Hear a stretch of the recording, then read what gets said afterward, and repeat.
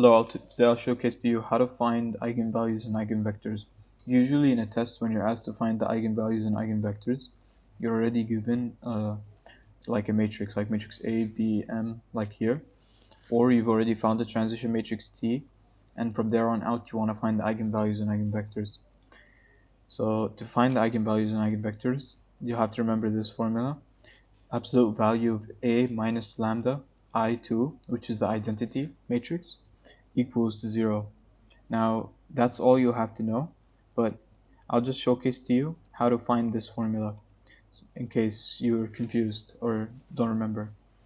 So, ax is equal to lambda x. We move the lambda x to the other side by subtracting.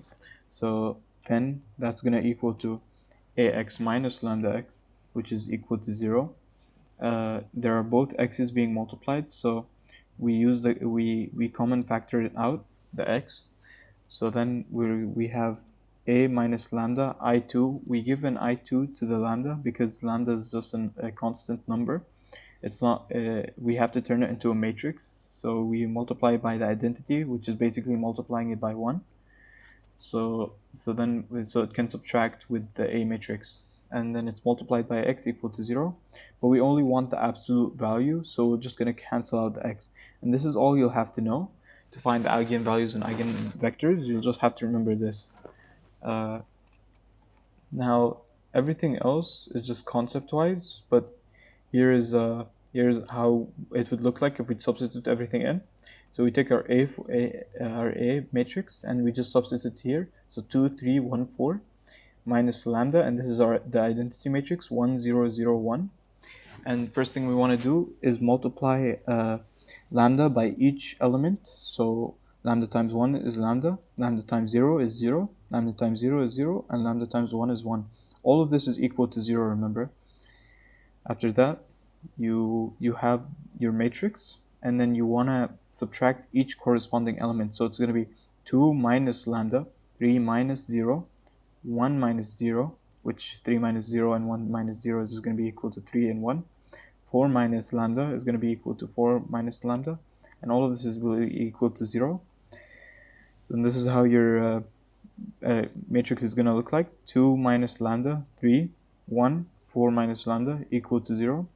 Now you wanna multiply them. So you want to multiply 1 by 3, and then 2 minus lambda by 4 minus lambda.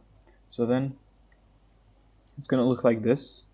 You'll write an equation down like this, where it's 2 minus lambda, 4 minus lambda, minus 3 equals 0. So you multiply by the 2 by 4, and the 2 by the minus lambda, and the minus lambda by 4, and the minus lambda by minus lambda. Remember, this is a tip.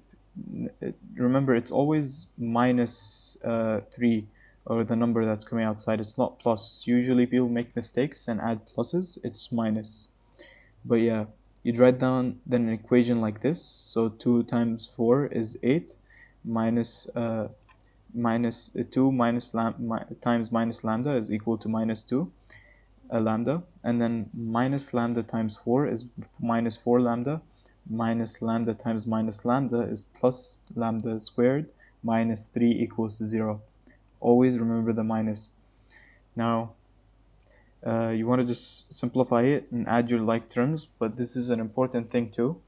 You remember, we're turning this into a quadratic equation, so we have to also rearrange it. So you want to take your lambda squared and put it first, because it's going to be to the second degree, and then after that it's going to be lambda, and then after that it's just going to be the real number, so whatever is remaining. So it's going to look like something like this. So lambda squared minus 6 lambda plus 5 equals to 0. Now after you've received this formula, you're going to use your calculator. You're going to use the poly tools in your calculator, and then you're going to get two numbers. So I'm using a TI Inspire calculator, and with the TI Inspire, all I have to do is press on menu, algebra, and then poly tools. It should just be there, and then make sure to make it to the second degree. Now I know some people use the Casio IB calculator. I think it's similar, where you click menu and then algebra, and then you should find it there. But yes, you'll be given two two numbers, so it's going to be lambda is equal to 1 and lambda is equal to 5, and these are your eigenvalues. So you've already answered half of the question. After that, what you want to do is you want to take your eigenvalues here and then substitute them each into this matrix. So we say at lambda equals 1, when we substitute 1 into this matrix, so 2 minus 1 is 1, and then 3, 1, and then 4 minus 1 is 3. And then we multiply them by x and y and make them equal to 0. Now we multiply the rows by the columns, so we get 1 times x and 3 times y. So x plus 3y is equal to 0. And then after that we want to find the y. So we move the x to the other side, so 3y is equal to minus x, and then y is equal to minus x over by 3. Now, a tip that I used to finding the lowest possible eigenvector is that I always try to make mine look pretty. So whenever I get let's say a decimal, or like a decimal times by x, or x divided by something, I either multiply that, either make x my denominator, so then I can cancel them out and then make a minus 1 for y, or for a decimal I either multiply them by 10 or something, so it can be it can just look pretty and be nice. Now of course there's a actual academic way you're meant to do it, but I've been doing this way and I didn't know that you're meant to do it any other way, but still I managed to score a 7 on my test for matrices. So so when you make x equals to 3, so you're gonna have your 3 on top here, and then minus 3 over 3 is just gonna equal to minus 1, so that's gonna be your y.